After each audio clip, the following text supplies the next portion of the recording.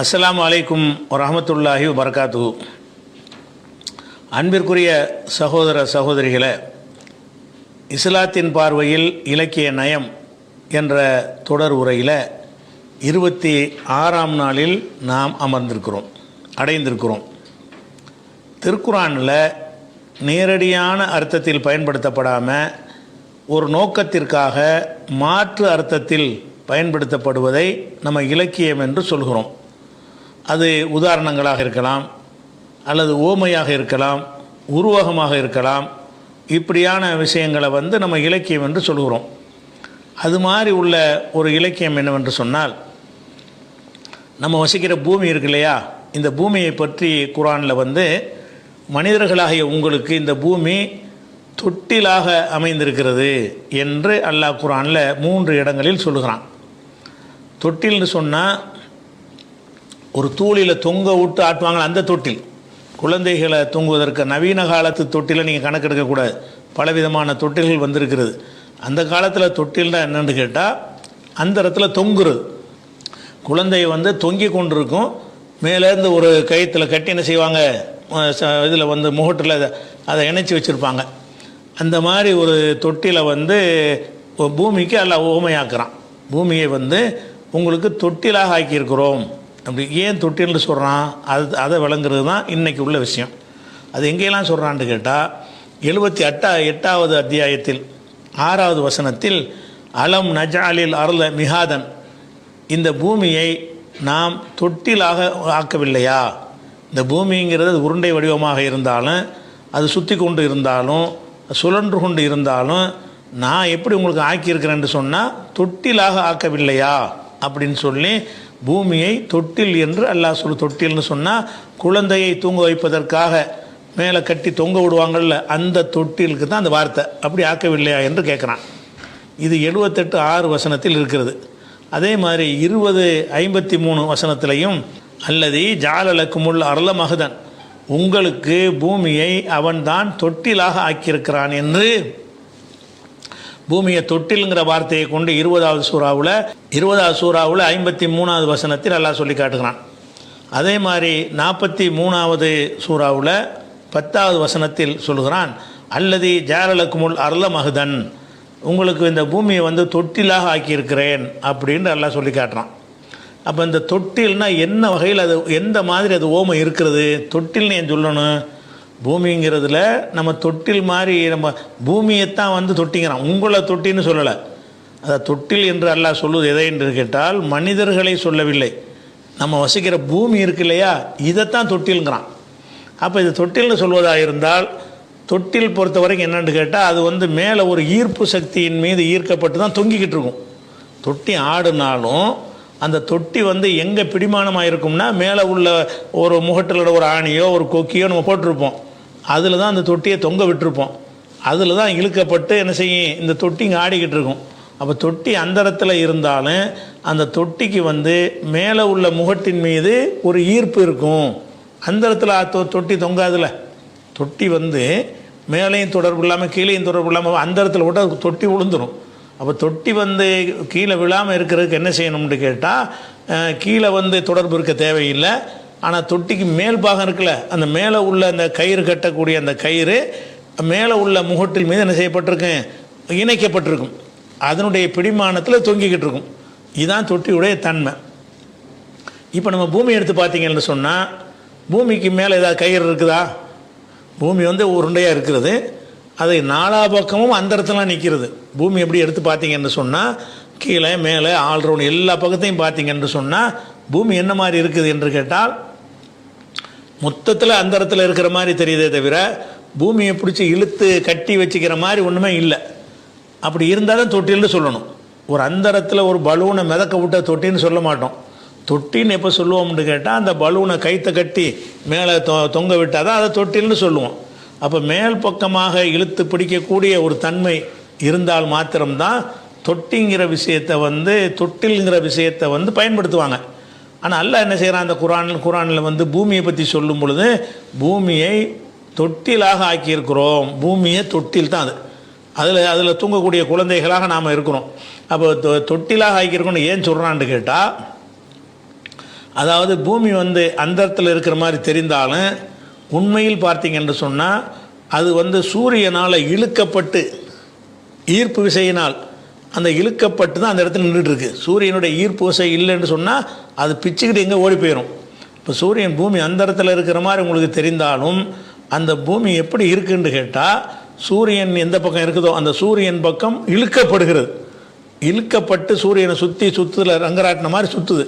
அப்போ பூமி வந்து அந்த பூமியை வந்து சூரியன் இழுத்து பிடிச்சிருக்கும் பொழுது அந்த இழுத்து பிடிக்கிற கண்ணுக்கு தெரியாத கயிறாக அந்த ஈர்ப்பு விசை இருக்கிறது. அப்போ இந்த மற்ற பகுதி தொடர்பு இல்லாமல் அந்த இடத்துல இருக்குது. அப்போ பூமி இதான் சூரியன் என்று வைத்து கொண்டீங்கன்னு சொன்னால் இது பூமின்னு வைத்துக்கிட்டீங்கன்னு சொன்னால் இது நேரம் இப்படி இருக்குன்னு வைங்க. இப்போ நேரம் இருக்கும்போது இந்த பூமியை அந்த சூரியன் பிடிச்சி இழுக்குது. ஈர்ப்பு விசை அப்படி இழுக்கிற காரணத்தினால குறிப்பிட்ட அளவில் இழுத்துக்கிட்டு பிடிச்சிருக்குது. அந்த இழுத்துக்கிட்டு வச்சு தான் அப்படியே சுற்றுது. சூரியனை சுற்றி வரும்பொழுது எந்த பக்கம் அதை சுற்றினாலும் சரி சூரியனுடைய ஈர்ப்பு விசையை விட்டு வெளியே போகாது. சூரியனுடைய ஈர்ப்பு விசைக்கு இழுக்கப்பட்டு கட்டுப்பட்ட நிலையில் அது போய் கொண்டிருக்கும் பொழுது அப்போ இது சூரியன் இங்கேருந்து ஒரு கயிறை கட்டி பூமியில் கட்டிட்டோன்னு வைங்க. கட்டிட்டா என்ன செய்யும், அதில் தொங்குற மாதிரி வந்துடும். இப்போ அப்போ வந்து கீழே தொடர்பு இருக்க தேவையில்லாட்டாலும் சூரியனை பார்க்கிற பகுதி இருக்குல்ல, சூரியனின் பக்கம் காட்டக்கூடிய அந்த முகம் இருக்கு இல்லையா, அந்த முகத்துக்கு நேர ஒரு ஈர்ப்பு விசை வந்து சூரியன்லேருந்து இறங்கி இதை வந்து இழுத்து பிடிக்கிறது. அப்படி பார்க்கும் பொழுது அப்படி கற்பனைகள் அப்படி செஞ்சு பார்த்தீங்கன்னு சொன்னால் சூரியன்லேருந்து ஒரு இழுக்கிற சக்தி வருகிறது. அதை கயிறுண்டு வச்சுக்கிறோங்க. அந்த இழுக்கிற சக்தி வந்து இந்த பூமியில் வந்து பட்டவுன அதை இணைச்சிருது. அப்படி கற்பனையை அவர் கயிறாக பார்த்தீங்கன்னு சொன்னால் ஒரு கைத்தை கட்டி தொங்க விட்டு இந்த பூமி இப்படி நிற்கிற மாதிரி தானே தெரியுது பார்த்தா. உண்மையில் அது வந்து உங்களுக்கும் எனக்கு இதை சொல்ல முடியாது. அந்த காலத்துடைய அறிவை கொண்டு படைச்சவனுக்கு தெரியும்ல, அவன் தானே படைச்சிருக்கிறான். நல்லா படைச்சிருக்கிறதுனால அவன் இந்த பூமி அந்த இடத்துல நிப்பாட்டிட்டு அந்த இடத்துல நிப்பாட்டி நினச்சிக்கிட்டு இருக்கிறீங்க. இதை வந்து அதற்கு மேலே உள்ள ஒரு பகுதியில் நான் இணைத்து வைத்திருக்கிறேன், இணைத்து கட்டி தொங்க விட்ட மாதிரி வைத்திருக்கிறேன், அதற்கு ஒரு ஈர்ப்பு விசையை வைத்திருக்கிறேன் அப்படிங்கிற இது அல்லாஹ்வுக்கு தான் தெரியும். அல்லாஹ் படைச்ச காரணத்தினால இந்த பூமி தொட்டில் என்று சொல்வதில் ஓமையாகவும் இருக்கிறது. ஒரு அறிவியல் கண்டுபிடிச்ச ஒரு செய்தியை வந்து அன்னைக்கே இஸ்லாம் குர்ஆன் சொல்லுகிற இன்னைக்கு தான் கண்டுபிடிச்சிருக்கிறாங்க. இந்த பூமி இப்படி இருக்குல்ல, இந்த பூமி வந்து ஏன் இப்படி இருக்குது என்று கேட்டால் சூரியன் வந்து இதை இழுத்து பிடிக்கிறது. சூரியன் இழுத்து பிடிக்கிறதுனால சூரியன் இருக்குல்ல, இந்த பூமி இப்படி இது பூமி, இது சூரியன் வைங்களேன். இந்த சூரியனை நோக்கி பூமி பார்க்கும் பொழுது இழுக்கப்பட்டு தான் பார்க்குது. அது தன்னைத்தானே சுற்றுது. சுற்றும் போது அது அதனுடைய இழுவையிலிருந்து விடுபடாமல் தான் சுற்றும். அதுக்கப்புறம் ஒரு வருஷத்தில் சுற்றி முடிக்குதுல்ல, அப்படி சுற்றி முடிக்கும் போது இப்படி போனாலும் இப்படி போனாலும் எப்படி போனாலும் எப்படி போனாலும் இது இழுத்துக்கிட்டே இருக்கும். நீங்கள் எந்த பக்கம் போனாலும் சரி அந்த பூமி வந்து சூரியனால் இழுத்து கட்டப்பட்ட மாதிரி ஒரு கைத்தை போட்டு கட்டப்பட்ட மாதிரி இருந்துச்சுன்னு சொன்னால் தொட்டில் மாதிரி அமைப்பு வந்துடுது இல்லை. இப்போ அப்போ அந்த தொட்டிலுங்கிற ஒரு உதாரணத்தை காட்டும் பொழுது அந்த ரங்கராட்டினம்பாங்களே, இப்படி சுற்ற ரங்கராட்டினம் இப்படி சுற்றும்ல, அதாவது ஒரு இந்த இப்படி சுற்றக்கூடிய ராட்டினங்கள்லாம் பார்த்துருப்பீங்க. பார்த்துன்னு இங்கே ஒவ்வொரு சுற்றிக்கிட்டு வரும்போது இது வந்து அதனோடு ஈர்க்கப்பட்ட தொடர்பில் இருக்கும். அந்த மாதிரி பூமி சுற்றுகிறது. அப்படி சுற்றும் பொழுது இது அந்த இடத்துல சுற்றவில்லை, அது ஒரு இன்னொரு ஈர்ப்பு விசைக்கு கட்டுப்பட்டு தான் சுற்றுகிறது. அப்படி எப்போ கட்டுப்பட்டு இழுத்து கட்டப்பட்ட மாதிரி இருக்கிறதோ அது வந்து தொட்டிலுடைய ஒரு அம்சம் அதுக்குள்ளே வந்து விடுகிறது.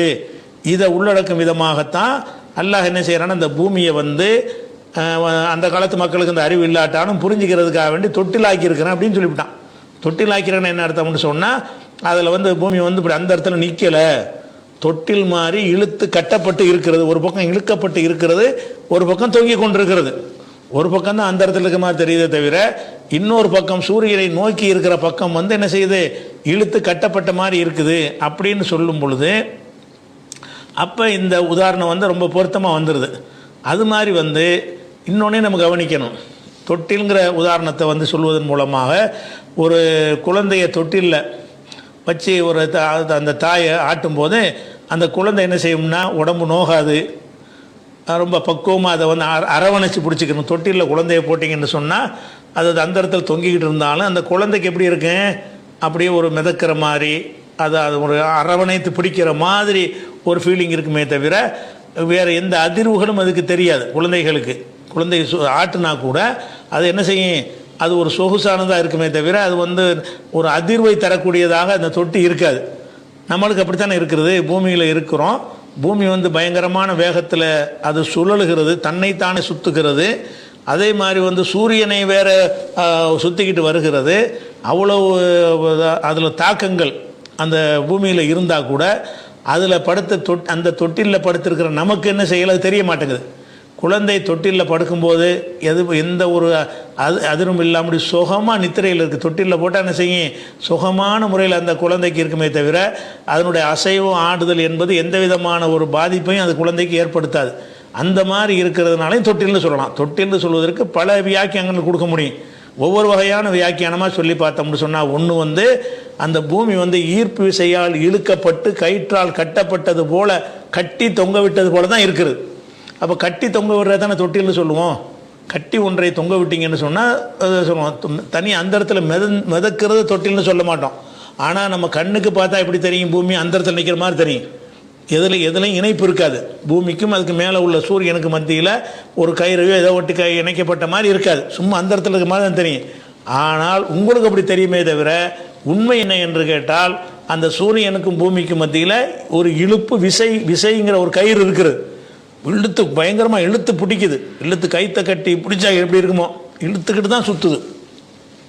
அப்போ பூமியில் சூரியனால் ஈர்க்கப்படுற ஒரு தன்மை இருக்கிறதுனால அதை தொட்டில் என்ற அர்த்தத்தையும் கொடுக்கலாம்.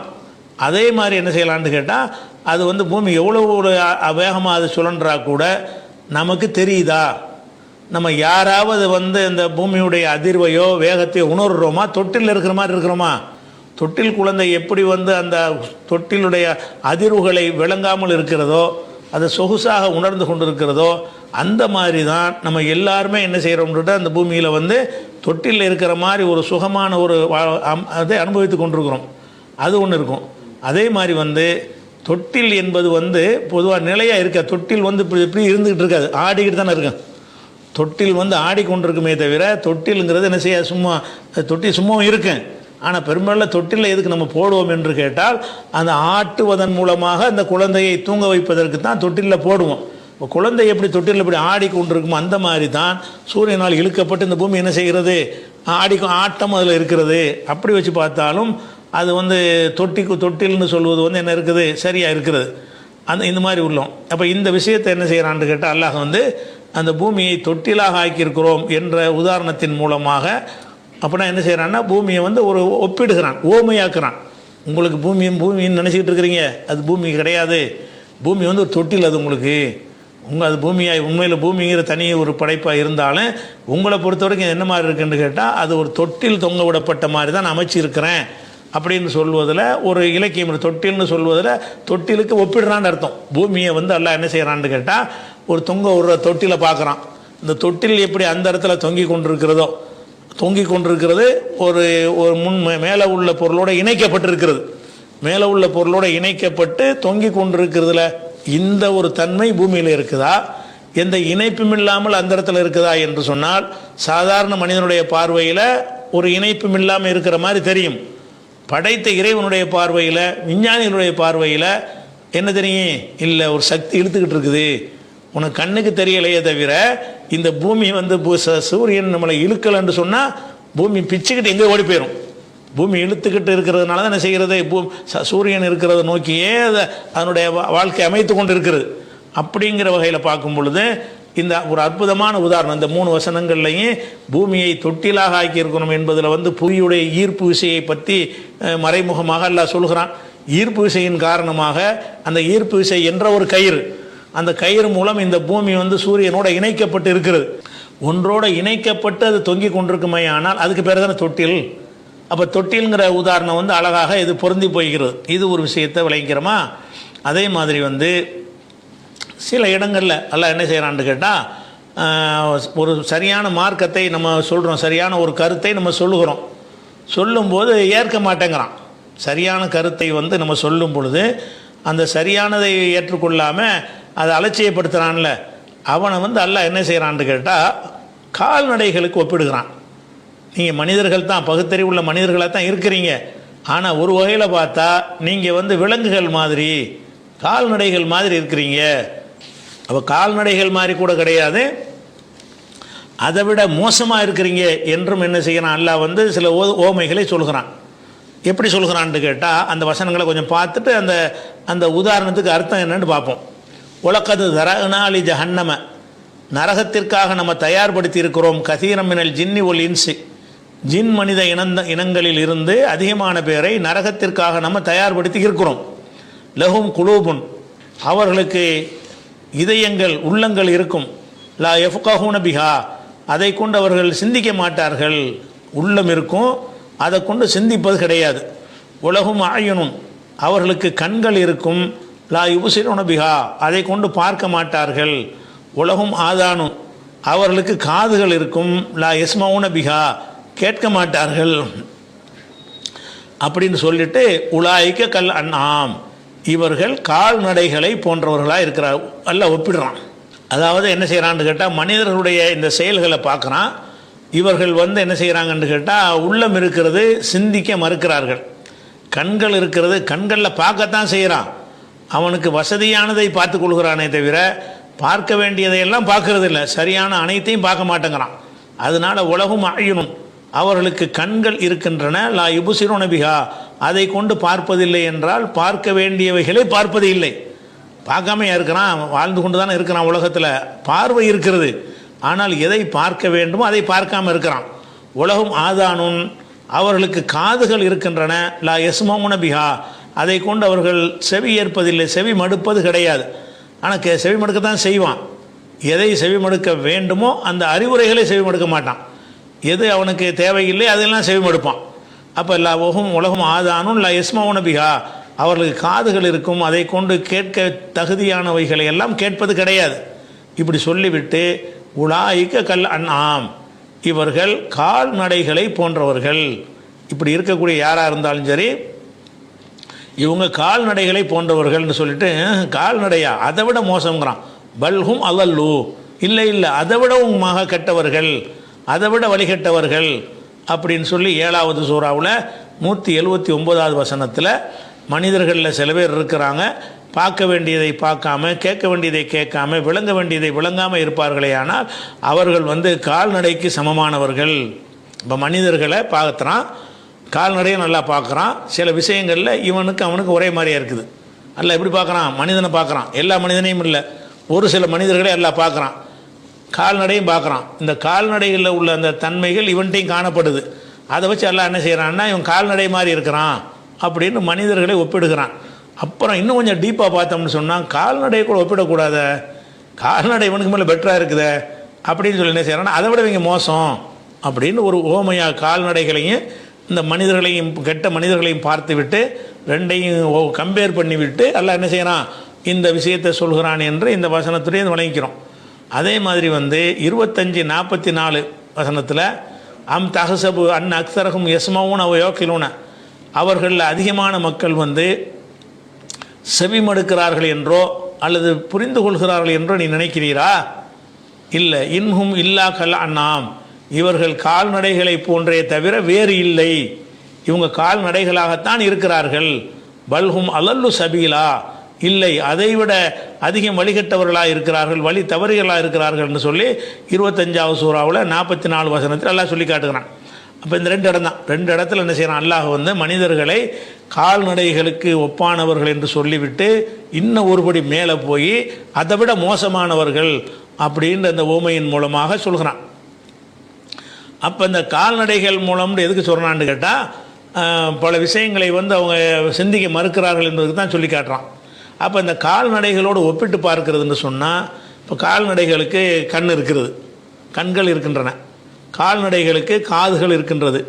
கால்நடைகளுக்கு உள்ளம் இருக்குது, இதயம் இருக்கிறது. இருந்தாலும் அவைகள் என்ன செய்யும்னு கேட்டால், அந்த இந்த இந்த உறுப்புகளை எல்லாம் பசி, தாகம், இனப்பெருக்கம் இதுக்கு மட்டுமே பயன்படுத்தும். அந்த பார்வை எதுக்கு பயன்படுத்தும்னா, அந்த உணவு திங்கிறதுக்குரிய உணவு இருக்குல்ல, அதை பார்க்கறதுக்கு பயன்படுத்தும். அது மாதிரி தாகத்தை தீர்த்து கொள்வதற்கு பயன்படுத்தும். அதுக்குரிய ஆண் பெண் இருக்கும்ல, அந்த இனப்பெருக்கம் செய்து சந்ததிகளை உற்பத்தி செய்கிறது, அந்த விஷயத்துக்கு பயன்படுத்தும். இவ்வளவு தான் அதனுடைய பிரச்சனை. அவ்வளோதான். கால்நடைகளுக்கு லட்சியம்லாம் கிடையாதுல்ல. கால்நடைகளுக்கு திங்கணும், குடிக்கணும், அடுத்தது அந்த இனப்பெருக்கம் செய்யணும். அப்போ இனப்பெருக்கம் செய்வது ஆண் பெண்ணுன்னு இருந்தால் இனப்பெருக்கம் செய்யும். அது போக மற்ற நேரத்தில் என்ன பண்ணணும்னு கேட்டால் சாப்பிடும் குடிக்கும், இவ்வளவு தான் அதுக்கு இருக்குது. ஆனால் பகுத்தறிவு உள்ள மனுஷன் வந்து இதுக்கு மேலே இருக்கணுமா இல்லையா?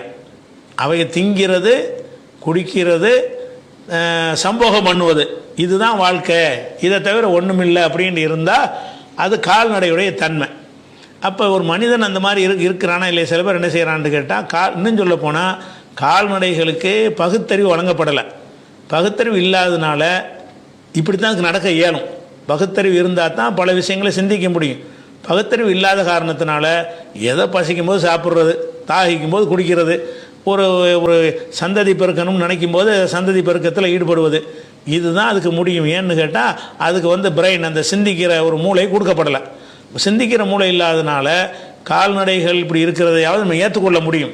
ஏன்னு கேட்டால் அதனுடைய படைப்பு தன்மை அப்படி இருக்கிறதுனால. மனுஷனுக்கு மூளைன்னு ஒன்று கொடுக்கப்பட்டிருக்கும் போது நீனும் கால்நடை மாதிரி இருந்தால் அப்படி சரியாக வரும். நிறைய பேர் என்ன செய்கிறாங்கன்னா பகுத்தறிவு இருந்தும் கால்நடைகளை போல ஒருத்தர் நடக்கிறான். என்ன திங்கிறோம், குடிக்கிறோம், வந்து சல்லாபம் பண்ணுறோம், இவ்வளோதான் வாழ்க்கைன்னு ஒருத்தர் இருக்கிறான். இதை தாண்டி பல விஷயங்கள் இருக்கிறது.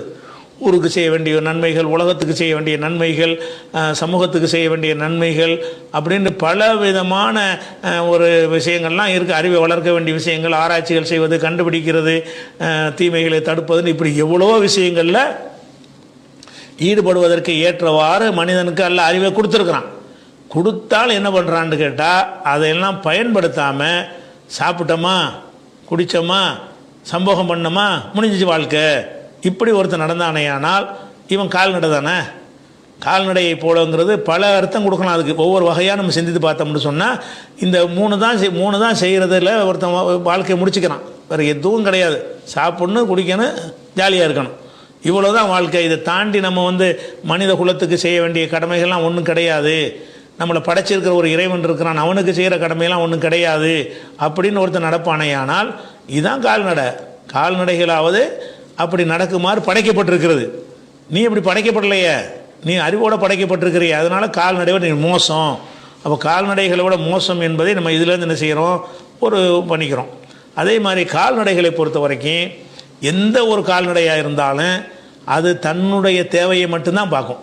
கால்நடை எந்த ஒரு கால்நடையாவது இன்னொரு 10 கால்நடை பசியாக இருக்குது நம்ம போய் சாப்பாடு கொடுப்போம்னு நினைக்குமா? ஒரு கால்நடை, ஒரு ஆடோ மாடோ கழுதையோ குதிரையோ இதை பண்ணி ஏதாவது ஒன்று இருந்தாலும் சரி, அவைகளுக்கு தனக்கு பசியை போக்கிக் கொள்ளணும் என்பதை தவிர இந்த கால்நடை மாதிரி இன்னும் ஒரு 100 கால்நடை ஒரு பசியாக கிடக்குதுன்னு வைங்க, ஆமாம் 100 பேர் பசியாக இருக்கிறார்கள், நம்ம சாமானை திரட்டிட்டு போய் அவங்களுக்கு பசியாத்தோன்னு ஏதாவது செய்யுமா? செய்யாது. பாப்பாவை கவனிக்குமா? அம்மாவை கவனிக்குமா? கூட பிறந்த அக்கா தங்கச்சி கவனிக்குமா? எதையும் கவனிக்காது. கால்நடைகளை பொறுத்த வரைக்கும் அது நான் மட்டும்தான். எனக்கு சாப்பாடு விஷயம் டாபிக் ஓவர், எனக்கு தண்ணி குடிச்சிட்டுனா ஓவர். அப்போ எனக்கு உள்ளதுன்ற மட்டும் ஒரு பார்க்குமே தவிர இதை வந்து அதை சுற்றி இருக்கிற, அதை சுற்றி கோடிக்கணக்கான ஒரு மாட்டை சுற்றி 1000 மாடு இருந்தாலும் சரி அது என்ன கதிக்கு ஆனாலும் இதை கண்டுக்கிறாதுங்க. மயங்கி ஒரு மாடு விழுந்தாலும் இது மேய்ஞ்சிக்கிட்டே இருக்கும். ஆட்டு பண்ணை இருக்குன்னு வைங்க, அந்த பண்ணையில் ஒரு ஆடு மயங்கி கீழே விழுந்துருச்சு, இந்த 100 ஆடு பார்த்தா கூட என்ன செய்யணும்னு கேட்டால் இது பாட்டு மேய்ஞ்சிக்கிட்டே தான் இருக்கும். மேய்ச்சலில் விட்டிங்கன்னா மேய்ஞ்சிக்கிட்டு இருக்குமே தவிர இந்த ஒரு ஆடு விழுந்துருச்ச என்ன செய்வதுன்னு பதறுமானா அப்படி படைக்கப்படலை. அது மாதிரி இருக்குது. படைக்கப்படாததுனால ஆடு என்ன செய்யணும்னு கேட்டால் எந்த ஒரு கால்நடைகளாக இருந்தாலும் சரி, பறவைகளாக இருந்தாலும் சரி, எந்த விலங்குகளாக இருந்தாலும் சரி, அவை வந்து தன் தேவையை மட்டும்தான் கருத்தில் கொள்ளும் வகையில் புடைக்கப்பட்டிருக்கு.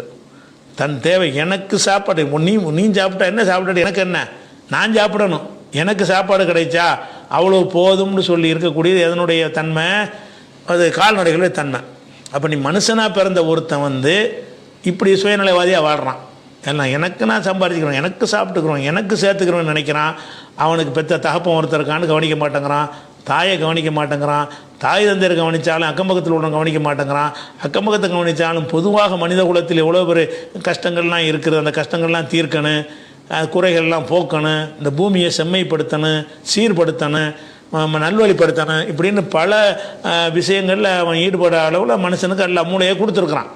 அந்த மூளையை கொண்டு சிந்திக்கிற திறனை கொண்டு இதுகளையெல்லாம் அவன் கவனிக்கலைன்னு வைங்க, இவன் யாராக இருக்கிறான், கால்நடை மாதிரி ஆயிடுறான். கால்நடை என்ன செய்யணும்னா ஒன்லி சுயநலம். கால்நடை என்னது, அதனுடைய பிள்ளையை கூட அது கவனிக்காது. பால் கொடுக்குற பருவத்தில் மாத்திரம் அது பால் சுரக்கிறதுனால அது கொடுக்காமல் இருக்க முடியாது.